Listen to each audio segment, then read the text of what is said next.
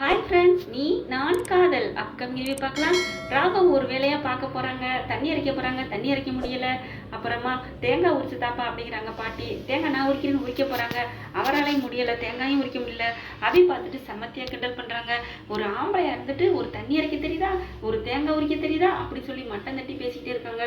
அதெல்லாம் கவனிக்கிறாங்க. பாட்டி என்ன பண்ணுறாங்க, ஏய் சும்மா இருக்க மாட்டியாடி, ஒரு ஆம்பளை பிள்ளை இப்படி தான் கலாய்ச்சிட்டே இருப்பியா அப்படின்னு சொல்லிட்டு, நீங்கள் வாங்க தம்பி, அவள் அப்படித்தான் லொடன்னு பேசுவா அப்படின்னு சொல்லி கூட்டிட்டு போறாங்க. ரொம்ப தான் அப்படிங்கிறாங்க. அப்படி அடுத்து பார்த்தீங்கன்னா கோயிலுக்கு அனு போறாங்க. அங்கேயும் ராகவ் போயிடுறாரு. போயிட்டு பின்னாடியே போயிட்டு பேச பார்க்குறாங்க. எப்பவும் போல வழக்கமா. ஆனால் அனு அவங்களும் வழக்கமா பேச மாட்டேன்ட்டு தான் போறாங்க. நீங்க ஏங்க இப்படி என் பின்னாடியே வர்றீங்க, நான் தான் முடிவு சொல்லிட்டேனே, இப்பவும் இன்னமும் ஏன் வந்து இப்படி பேசி தொந்தரவு பண்றீங்க, எங்களை நிம்மதியாக இருக்க விட மாட்டீங்களா, இங்க வந்து எங்களை ஏன் நிம்மதியை கெடுக்குறீங்க அப்படிங்கிறாங்க.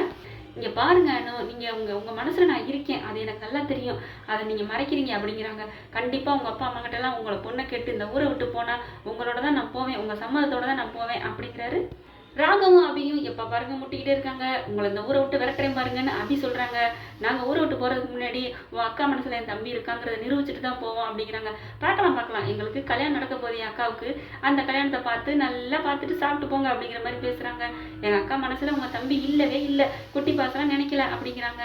நீ தான் லூஸ் மாதிரி பேசிக்கிட்டு இருக்க, நீ பாரு, நீ உன் அக்காவை நீ வாட்ச் பண்ணால் கேட்க மாட்டேங்கிற, உங்ககிட்ட போய் நான் ஒப்படைச்சேன் பாரு பொறுப்பை அப்படின்னு வந்துக்கிறாரு ராகவ். அடுத்த ஒரு நாளில் பார்த்தீங்கன்னா அந்த ரவுடிங்கெல்லாம் வந்துடுறாங்க. பணம் கொடுத்தவங்க வந்துட்டு பயங்கரமாக சண்டை போடுறாங்க. அந்த நேரம் பார்த்து ராகவ் வந்துடுறாங்க. வந்த கையோட அவங்க போய் கலாட்டா ரொம்ப அடிதட்டில் இறங்கிறாங்களா.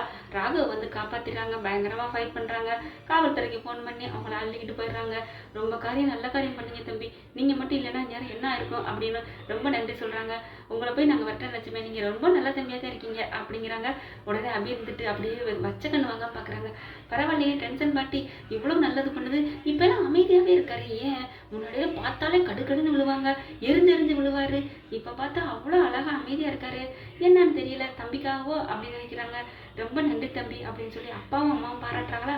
அதனால ரொம்பவே ராகவ் மனசுக்குள்ளே வந்துடுறாங்க. அபி மனசுக்குள்ளே ராகவ் வந்துடுறாரு.